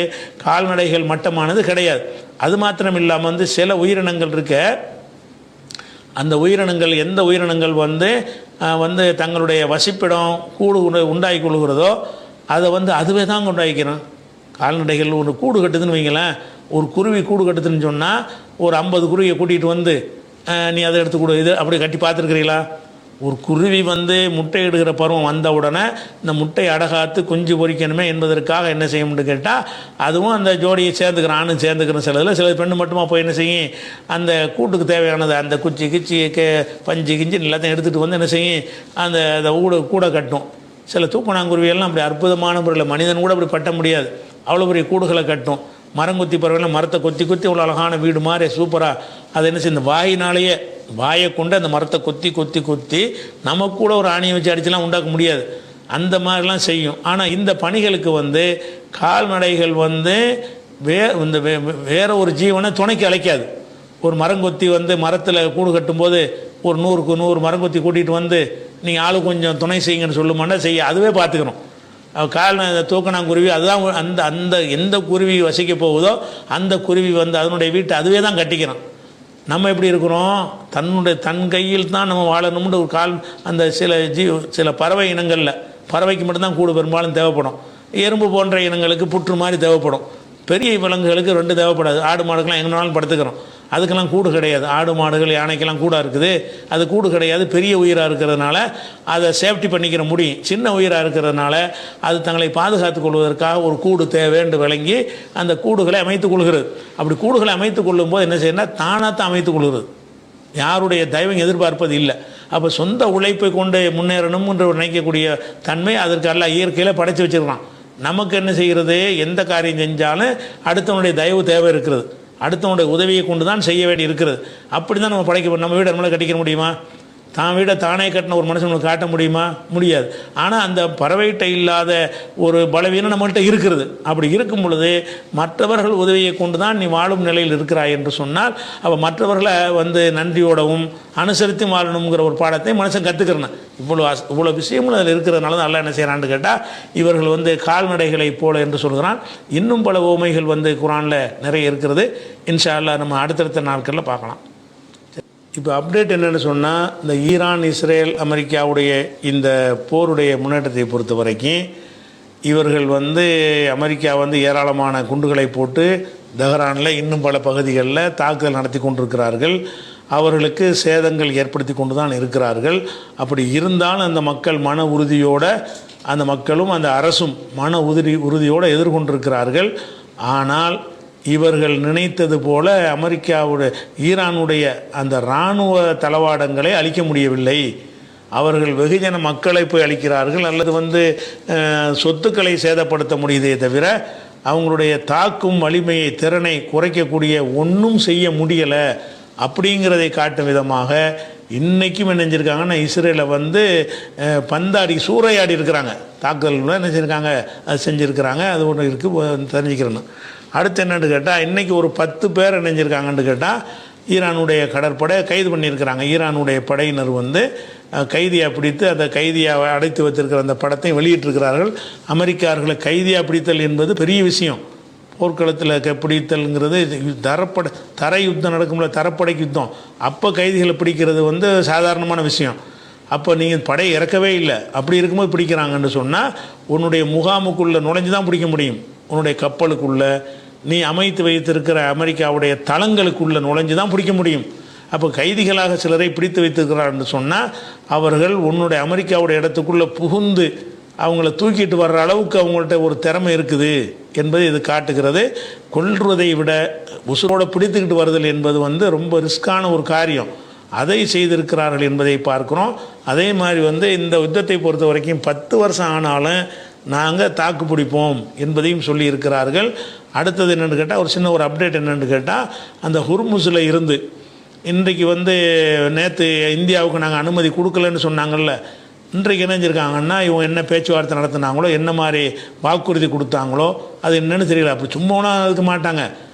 அல்லது ஹுர்முஸை கடப்பதற்கு ஒரு தொகையை கூட நிர்ணயிச்சிருப்பாங்க, அதெல்லாம் சொல்ல முடியாது. அந்த மாதிரி ஏதோ ஒன்று செஞ்சு இந்தியாவுடைய 2 கேஸ் ஏற்றி வருகிற 2 கப்பலுக்கு வந்து அனுமதி கொடுத்துட்டாங்க. அது வந்து கொண்டு இருக்கிறது. அதுக்கு தான் கொடுத்துருக்குறாங்க. 2 கப்பல்கள் நிறைய எரிவாயு ஏற்றி கொண்ட 2 கப்பல்களுக்கு வந்து இந்தியாவுக்கு அனுமதி கொடுத்துருக்குறாங்க. அனுமதி கொடுத்து தான் வர்றாங்கன்னு சொன்னாலேயே அந்த பேச்சுவார்த்தையில் தான் நடந்திருக்கிறது. பொதுவாக நாங்கள் அனுமதி கொடுக்கல, இந்த 2 கப்பலுக்கு ஏதோ கேட்டிருப்பாங்க, அந்த மாதிரி என்ன செஞ்சுருக்காங்க, அனுமதி கொடுத்துருக்குறாங்க. அந்த கேஸ் தட்டுப்பாடு வராத அளவுக்கு அந்த ஹுர்முஸ் வழியாக 2 கப்பல்களில் கேஸ் எரிவாயு வந்து கொண்டு இருக்கிறது. இது ஒரு அப்டேட்டான விஷயம். மற்றபடி கூடுதலான விஷயங்கள் இருந்தால் இன்ஷா அல்லாஹ் நம்ம நாளைக்கு பார்த்துக்குறோம். அஸ்ஸலாமு அலைக்கும்.